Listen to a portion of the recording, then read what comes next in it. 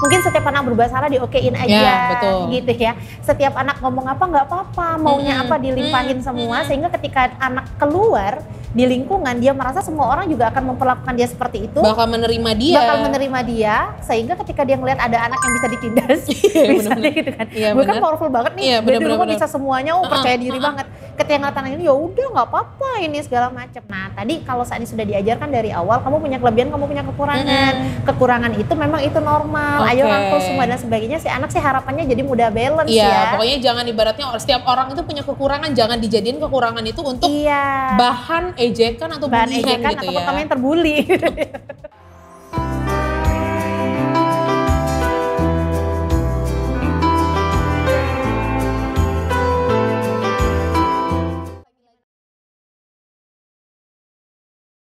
Nah, 97.5 Play FM, we play together. Hai, apa kabar player semuanya? Mudah-mudahan hari ini sehat dan juga selalu bahagia ya.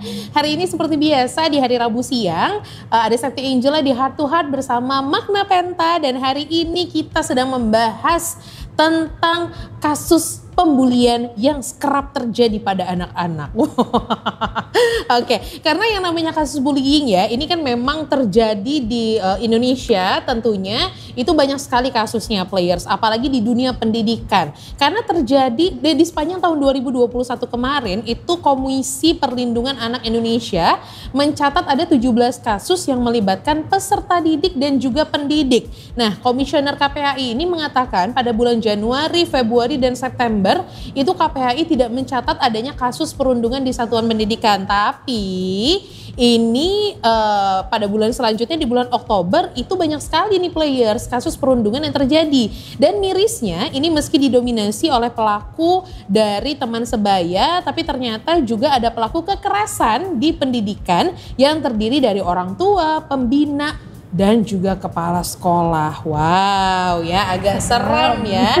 Dan tercatat ini kasus kekerasan di sekolah oleh teman sebaya sebanyak 11 kasus, sedangkan pelaku guru ada 3 kasus dan pelaku pembina, kepala sekolah, dan juga orang tua siswa masing-masing 1 kasus. Dan tentunya ini sangat berbahaya banget ya players ya, apalagi untuk perkembangan anak di masa depan. Dan maka dari itu ya, kita hari ini di Heart to Heart siang hari ini bersama Mbak Lavenda Azalia MPSI Psikolog, kita akan membahas tentang kasus anak-anak yang menjadi korban bullying ya Mbak ya. Oke, Mbak Lavenda, apa kabar Mbak Lavenda? Halo. Mbak Venda. Panjang banget ya Bun. Oh iya, oke, apa kabar Mbak? Baik, kamu Lagi-lagi gimana ya kabarnya? kita, alhamdulillah baik Mbak ya. Kita bertemu lagi ya Mbak di minggu ini ya Mbak ya. Nah, kita tadi udah melihat Mbak ya yang dicatat oleh KPAI. Banyak sekali kasus-kasus bullying pada anak yang tentunya tidak hanya dilakukan oleh teman sebaya, tapi ternyata dilakukan oleh orang tua siswa, oleh kepala sekolah yang lebih mirisnya lagi, dan menurut Mbak Venda nih yang dikategorikan sebagai tindak bully itu tindak bully itu seperti apa sih? Apakah memanggil pakai nama ejekan itu termasuk bully juga Mbak? Oke, termasuk sih. Termasuk ya? Oh berarti saya dari kecil udah jadi korban bully ya? Tapi kita harus tahu dulu nih, Oke. sebenarnya namanya bully itu kan sebenarnya perilaku agresif yang dilakukan secara berulang. Oke. Yang tujuannya adalah untuk menyakiti orang yang dia lakukan perbuatan tersebut. Oke. Nah kalau ngejek emang tujuannya buat menyakiti, bully dong. Oke, walaupun dia Iya. cuma tujuannya bercanda doang kan? Tapi benar-benar kayak Oke. buat nyakitin, dia ada intent untuk itu ya bully dong. Nah kecuali Oke. misalnya kita udah deket banget nih, mungkin gitu ya, sebenarnya kita udah ngerasa biasa-biasa aja. Misalnya kayak kamu nih, kayak aku yang Iya. kita badannya super duper ini. Duh, Mbak Venda aja ngomongnya badannya super duper apalagi saya ya. Iya, kalau misalnya temen atau Oke. orang tua, kurusin dong, dia dong dan Oke, sebagainya. Mungkin oke. aku tidak akan merasa terbully. Nah, Oke. misalnya itu orang lain gitu kan yang tujuannya kayak nyakitin banget gitu ya, mungkin aku merasa itu bully. Jadi Oke. balik lagi ya ke pemahamannya ya, jangan dikit-dikit bully. Iya, jadi jangan gampang baper sih, itu intinya ya. Tapi kalau misalnya memang sudah berulang dan memang menyakiti hati Iya. gitu kan, apalagi dilakukan di sekolah, Iya. itu kayaknya udah termasuk bully ya. Yes. Oke, dan kalau misalnya nih Mbak, kayak saya kan punya anak kecil, terus saya juga sering banget nih kayak ngegodain ponakan gitu kan, ih mau punya adik baru ya, misalnya ih kok kamu hitam sih, nggak kayak mama kamu putih gitu, itu termasuk bully nggak sih? Kalau based on kita kayak bercanda gitu kan, tapi bener, ternyata tapi aslinya itu yang terjadi di kehidupan nyata ya. Oke. Benar. So sorry. Iya. Ya, based on lagi-lagi pengertiannya tadi itu sebenarnya termasuk bully sih. Apalagi kalau ada rasa tidak senang ya dari orang yang menanggapi itu, ya kamu sudah melakukan pembulian secara tidak sengaja sebenarnya. Oke, berarti tuh playersnya kasus bullying ini bukan hanya kayak cuman apa sih namanya di sekolah aja, tapi juga di lingkungan sekitar juga kalau misalnya memang itu menyakiti hati, apalagi anak-anak nih ya, Iya. karena jadi mentalnya tuh terganggu gitu kan dari kecil gitu kan. Nah itu berarti termasuk kasus bullying juga. Benar. Gimana nih Mbak efek psikologis ke anak kalau misalnya dia termasuk korban bullying itu sendiri? Oke, anak-anak yang pernah aku temuin yang dia korban bully itu salah satunya nih, misalnya rasa percaya dirinya rendah ya, menurun ya. Kemudian juga beberapa punya masalah untuk bisa mengelola emosinya. Jadi kayak meledak-ledak banget, gampang sedih banget, susah dia untuk ngendaliinnya gitu ya. Kemudian juga tentunya secara sosial dia akan terganggu. Misalnya nih susah buat cari temen yang baru, susah untuk percaya, bahkan untuk punya pasangan mungkin juga susah gitu ya. Jadi sosialnya kena banget. Berarti itu ya benar ya, itu mental yang udah terganggu dari kecil dan efeknya tuh pada saat dewasa. Bener, terpupuk dari kecil, kenanya ke dewasa. Nah gimana sih kita bisa mengetahui kalau ternyata anak itu ternyata korban bullying nih Mbak? Karena kan ya kita ngelihat anak-anak tuh ya seperti biasa gitu kan, tapi ternyata dia memendam sesuatu yang sakit hati yang ternyata itu impact dari si kasus bullying dia di sekolah ataupun di lingkungan dia. Nah gimana kita mendeskripsikan kalau anak itu ternyata korban bullying? Yang pertama tentu dari ketika dia berbicara ya, ketika dia yang cerita sendiri. Tapi kan tidak semua anak itu bisa terbuka masalah gitu. Nah sehingga sebagai orang tua atau mungkin sebagai orang terdekat si anak, kita bisa mengobservasi berikutnya. Jadi tiba-tiba murung nggak dia? Terus kita bisa lihat biasanya misalnya kalau memang dia dibully nih secara fisik, dimainin teman-temannya, barang-barangnya ada yang hilang-hilangan nggak sih? Ada yang rusak-rusak nggak sih? Coba di sekolah yang punya anak, yang punya ponakan tolong dicek gitu ya. Misalnya baru dibeliin pena, pensil baru gitu, tiba-tiba hilang. Kemana nih gitu kan? Terus misalnya nih kalau kita periksa bagian anak, ada nggak sih kalau memang dia kena bully secara fisik nih gitu ya, ada nggak sih sesuatu misalnya tanda biru, merah, memar atau apa? Iya. Itu observasi-observasi yang kadang orang tua atau kita tuh luput gitu, tapi ternyata itu impactnya ke si anak. Jangka panjang dari si anak juga karena. Iya, kita bisa lihat dari situ. Murungnya gimana, perilakunya ada yang berubah atau tidak. Mungkin tiba-tiba awalnya dia nggak mau sekolah. Nah, bisa juga. Kayaknya kayak dia ngindarin gitu loh. Yang biasanya mungkin dia seneng ceria ke sekolah, tiba-tiba kayak dia males-malesan. Biasanya dia main sama teman-temannya apa, kok kayaknya nggak mau main lagi. Emang kamu kenapa nggak mau main sama dia? Nggak apa-apa, mau balik aja ke rumah. Berarti itu harus kita curigain ya. Bisa. Berarti kita sebagai orang tua harus kayak mulai lebih detail lagi sama kondisi anak gitu kan. Kondisi anak kalau misalnya dia baru balik dari sekolah tuh seperti apa gitu. Mulai dari fisiknya, terus juga mentalnya juga seperti apa. Nah ada lagi nggak sih Mbak tanda-tanda kalau ternyata anak kita itu dibully gitu loh. Karena kan kita nantinya akan jadi orang tua nih Mbak ya. Dan pasti kita punya ponakan, kita punya anak tetangga mungkin yang kelihatannya tuh dia baik-baik aja, tapi ternyata dia korban bully gitu loh di sekolahnya. Ada nggak sih tanda-tanda lain selain yang Mbak sebutkan tadi? Lebih kebanyakan sih lebih ke situ untuk yang pertama awalnya ya. Gimana dia murungnya gitu kan, gimana dia juga kepercayaan dirinya menurun. Yang kritis banget sih yang dia awalnya seperti apa, tiba-tiba kok dia berubah. Sifatnya berbalik 180 yang awalnya derajat. Yang gembira kok tiba-tiba berubah gitu, atau mungkin yang awalnya biasa aja kok kayak diriang-riangin banget, mungkin untuk menutupi sebenarnya. Gitu malah jadi semakin riang itu menutupi kesedihannya bisa gitu ya. Jadi atau mungkin biar kayak gak gini curiga. Mbak, atau mungkin gini, mungkin dia dikatain gendut gitu di sekolah fisiknya gitu ya. Kayak saya kan dari kecil gitu udah korban bulian ya sebenarnya. Cuma saya nggak terlalu bawa hati gitu kan. Nah, ada anak-anak mungkin yang sampai nggak mau makan gitu kali ya. Benar. Nah jadi dari hal-hal yang kelihatannya itu sederhana, ternyata itu sebenarnya bisa jadi ciri-ciri si anak itu sedang tidak baik-baik saja. Itu seperti itu players ya. Memang ini seru banget sih ya untuk kita bahas ya, karena ini adalah bahasan yang sebenarnya menarik tapi juga punya dampak yang besar untuk perkembangan anak-anak kita. Nah, Dan tentunya players ya ngobrolnya semakin asik karena kita tempatnya tuh nyaman banget, Asik. tenang banget di sini ya, enak banget untuk ngobrol, curhat dari hati ke hati, heart to heart. Dan kalau bukan ya hari ini kita ada di Freshka Bistro Batika Hotel Palembang. Jadi nih ya nih, boleh Mbak silakan kita minum Boleh dulu ya. banget, Kalau iya. saya ini lagi nikmatin yang namanya kopi pandan nih players, oke. Aku sih kopi americano. Jadi enak banget. Kopinya enak banget, terus juga makanan-makanannya enak banget. Jadi players yang mau santai ataupun juga mau makan di sini baik sama teman ataupun juga pasangan bisa datang ke Freshka Bistro Batika Hotel Palembang. Dan bisa juga datang ke playground cafe-nya buat nongkrong-nongkrong cantik. Sebagai orang tua nih Mbak ya, cara kita untuk memotivasi anak dalam menghadapi bullying biar anak ini lebih bisa menghadapi tindak bullying ini dan dia tuh nggak sampai krisis percaya diri tuh. Seperti apa Mbak? Oke. Penting banget untuk bisa meng-highlight kelebihan yang dipunya si anak. That's why sebenarnya dari kecil tuh penting banget orang tua untuk tahu nih atau meraba-raba si anak ini sebenarnya positifnya gitu ya atau bakatnya itu ke arah mana. Oke. Dan situ kita tanamkan ini loh kelebihanmu, kamu punya kelebihan, kamu punya gitu ya sehingga kalau kamu punya kelebihan, kamu pasti punya kekurangan. Orang lain juga punya itu. Oke. Sehingga kalau ada yang mengotak-atik kekuranganmu, kalau ada yang ngatain kamu dan sebagainya, that's okay, itu wajar. Gitu.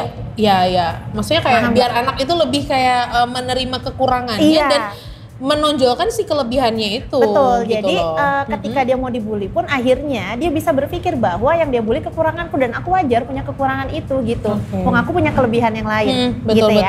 Jadi kadang-kala nih anak-anak yang dibully itu kebanyakan yang memang mereka nggak percaya diri, yang memang profilnya itu yang cenderungnya pendiam, nerd gitu kan, agak nerd gitu ya, atau ya kalaupun dia tidak pendiam tapi dia itu tipe-tipe yang agak people pleaser.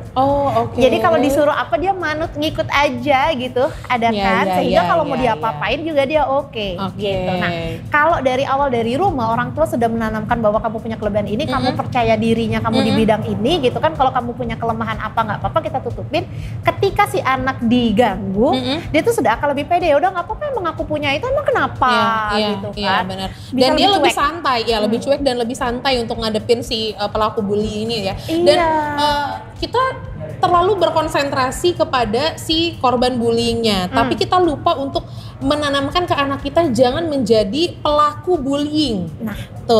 Karena kadang-kadang nih anak kita kayak ngasih tau anak kita kamu harus jadi orang yang kuat, jadi orang yang mandiri misalnya gitu kan. Tapi ternyata si anak ini salah paham atas kelakuannya itu dan jadi pelaku bullying di sekolah. Benar, itu ada ininya nggak sih Mbak? Iya benar.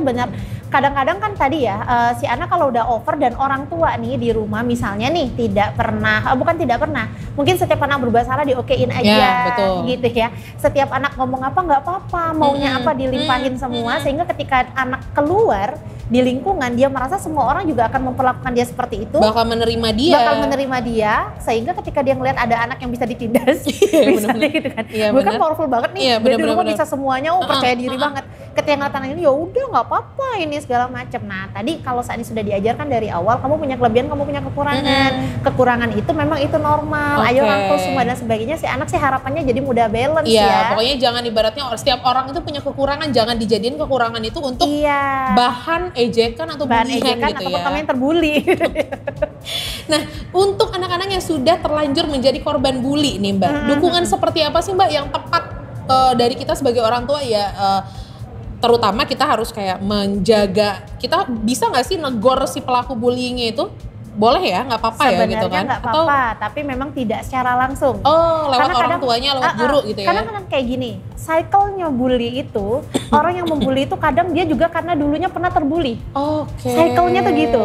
Yang dulunya dibully, kemudian ketika dewasa karena dia mungkin ketika dewasa atau beberapa tahun, ketika dia ngerasa aku bisa nih melakukan hal yang sama, dia yang mengulangi perbuatan itu. Ini kayak senior sama junior ya? Anak kelas 3 kayak anak kelas 1 nih. Nah, awalnya dia inferior, ada di posisi superior, ya udah dia melakukanlah hal yang waktu itu pernah dia alamin. Gitu. Ini yang harus kita putus ya, si rantai ini loh yang harus kita mulai benahi gitu ya. That's why creating safety place yang punya tempat yang yang aman, menciptakan tempat seperti itu di rumah untuk anak itu penting banget. Oke. Ya ketika di rumah anak pulang ya kita ciptain tempat, ayo sini kalau mau cerita sama mama sini gitu kan, kamu kenapa di sekolah seperti apa gitu. Jadi anak pun merasa punya tempat yang aman, tempat yang nyaman gitu kan, ketika dia merasa tidak nyaman di luar.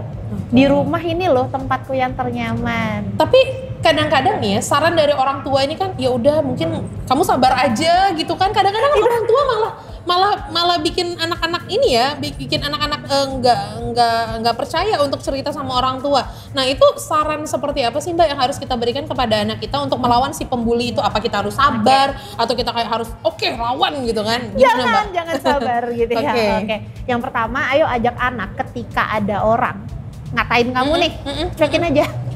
Karena sebenarnya yang diharapkan oleh si pembuli itu adalah respon kita loh. Si pembuli itu ngelihat kita itu kan respon kita gimana. Si pembuli berharap bahwa kita itu terpengaruh sehingga kita merasa sedih, sehingga kita menangis, sehingga mungkin kita marah. Nah respon itulah yang menimbulkan kepuasan oleh si pembuli tadi. Bener kan? Betul. Berarti ayo ajak anak untuk cuekin aja. Betul. Pergi aja yang kedua. Kalau ada itu ya udah biarin aja. Kecuali kalau misalnya udah ke fisik ya? Iya udah ke fisik.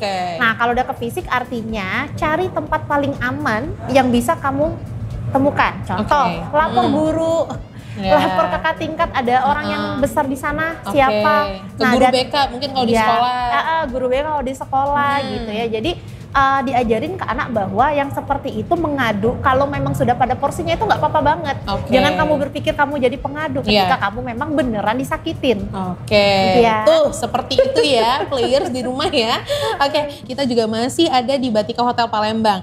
Nah players, Hotel Batika ini punya konsep modern minimalis yang ada di tengah kota dan juga akses yang mudah untuk Anda ke banyak destinasi menarik di Palembang. Jadi cocok banget untuk players yang mau nginep ataupun juga liburan, meeting besar kantor. Players bisa manfaatin meeting room dengan kapasitas sampai dengan 150 orang. Jadi jangan lupa untuk staycation ataupun juga manfaatin nih fasilitas-fasilitas yang ada di Batika Hotel Palembang. Oke Mbak, jadi sebenarnya apa sih yang harus kita bekalkan ke anak agar anak itu terhindar menjadi korban bully? Yang tadi ajarkan anak untuk cuek, gitu kan, cuek, bodo amat lah mau dikatain apa juga. Misalnya kadang kalau zaman dulu dikatain nama bapak, bener gak sih? Iya, nama bapak tuh kayak bener banget. apa misalnya Saipul, sayang pulsa gitu.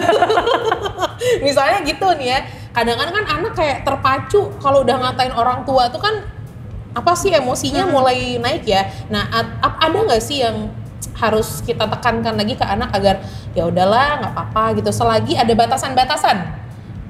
Kalau belum sampai fisik, udah lo cuek aja gitu.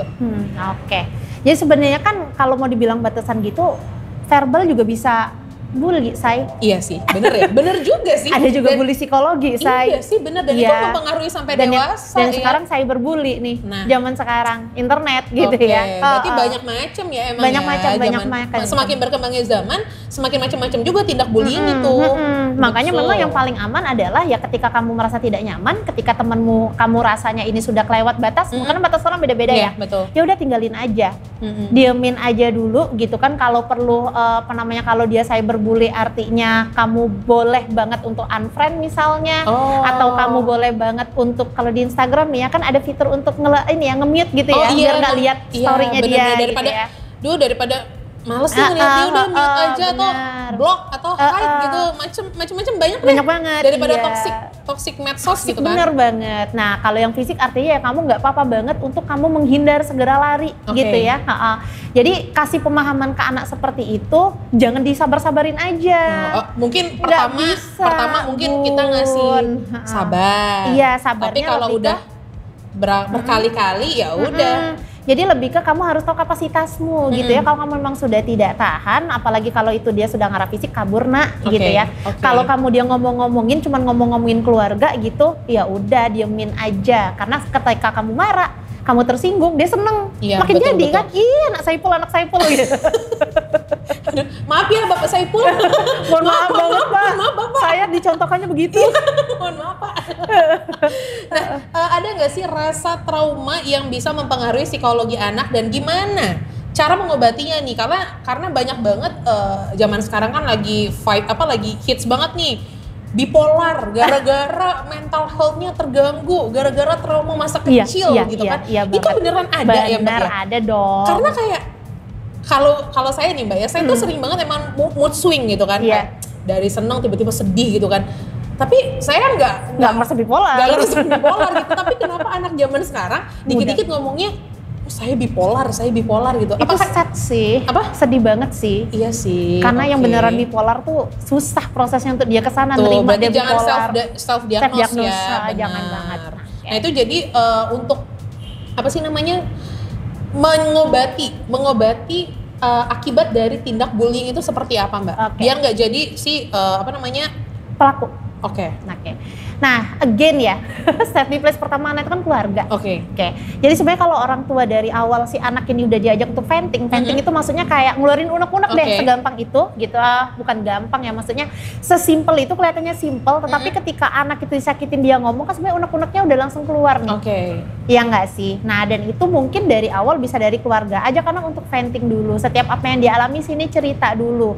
Itu pertolongan pertama banget sebenarnya untuk anak merasa didukung. Bahwa walaupun dia disakitin di luar, aku diterima nih di lingkungan yang mana, gitu ya. Jadi ada lingkungan yang menyakiti, tapi aku selalu ada tahu tempatku pulang, misalnya kayak gitu tuh ya.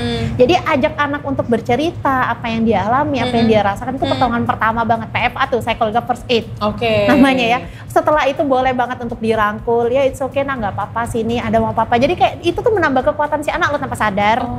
Dia disakitin di luar, dia balik ke rumah gitu ya, atau mungkin kalaupun orang tuanya nggak, kakaknya gitu yang kayak gitu, kayak dia tuh ngerasa ada bahwa ada orang yang ngedukung aku nih. Dan gitu. Lagi-lagi kita harus mengeksplor juga sih kelebihan si anak tersebut biar kayak dia lupa lah ya seenggaknya sama si trauma itu gitu kan. Dan dia lebih sibuk sama kelebihan yang dia punya gitu kan. Siapa tahu jadi disibukin. Dan kita nggak pernah tahu loh, who knows gitu kan, anak-anak yang pernah kita bully ternyata lebih berhasil daripada banyak kan. Banyak itu faktanya loh Mbak. Iya, benar banget. Untuk anak-anak mungkin sekarang lagi mendengarkan Play FM ya, stop tindak bullying kalian karena kalian nggak tahu di masa depan itu seperti apa. Iya, jadi kita nggak fokus ke sedihnya, kita fokus untuk menggali, mengasah kelebihan kita. Nah, tunjukin dong bisa. Tuh denger ya kata Mbak Venda ya. Nah, untuk anak-anak yang pernah dibully nih Mbak, apakah mereka kan punya traumatik untuk datang ke sekolah, apalagi melihat teman-teman dia yang suka ngebully, ataupun juga mungkin guru-gurunya yang nggak ngebelain gitu kan. Apakah benar, bisa dianggap pilihan yang bagus kalau mereka ngambil program homeschooling atau malah jadi anak tersebut jadi ansos gitu loh? Homeschooling itu boleh, bukannya itu menjadi satu-satunya opsi gitu ya, tetapi memang boleh diperbolehkan dan nggak masalah banget. Tetapi saranku sih tidak homeschooling saja untuk sosialnya, apalagi kalau dia misalnya anak bungsu yang kakak-kakaknya udah dewasa, dia anak tunggal yang nggak punya temen lagi nih di lingkungannya gitu ya. Sehingga kalau memang mau homeschooling, baiknya sih ikutin juga deh kursus-kursus yang lain. Jadi sosialnya bersosialisasi karena yang namanya korban bullying itu pasti akan bermasalah di kontak sosialnya gitu salah satu dampaknya. Berarti ini players yang mungkin anak-anaknya yang sudah terlanjur menjadi korban bully bisa hubungin Mbak Venda di Makna Penta ya, available 7 kali 24 jam. 7 kali ya Bunda. 7 kali 24 jam bisa langsung datang ke Makna Penta. Dan terima kasih banyak ya Mbak Venda atas waktunya hari ini. Mudah-mudahan sehat selalu ya, dan semakin banyak jobnya ya. Amin. Terima kasih untuk Makna Penta atas sharingnya hari ini, dan tentunya kita juga mau say thanks untuk Batika Hotel Palembang yang sudah menyediakan tempat senyaman ini untuk ngobrol dan hidangan yang enak-enak banget. Nah, players jangan lupa dengerin terus Heart to Heart bersama Makna Penta, konsultan psikologi setiap Rabu jam 11 siang di 975 Play FM, dan Anda juga bisa menonton video YouTube-nya tentunya di channel kita di 975 Play FM Palembang. Dan jangan lupa untuk like, comment, subscribe, dan juga kasih tahu sih kira-kira topik apa yang bagus dibahas untuk episode selanjutnya. Kita berdua pamit dulu ya. Santi Angela pamit dulu players. Have a nice day and have a nice play. Bye.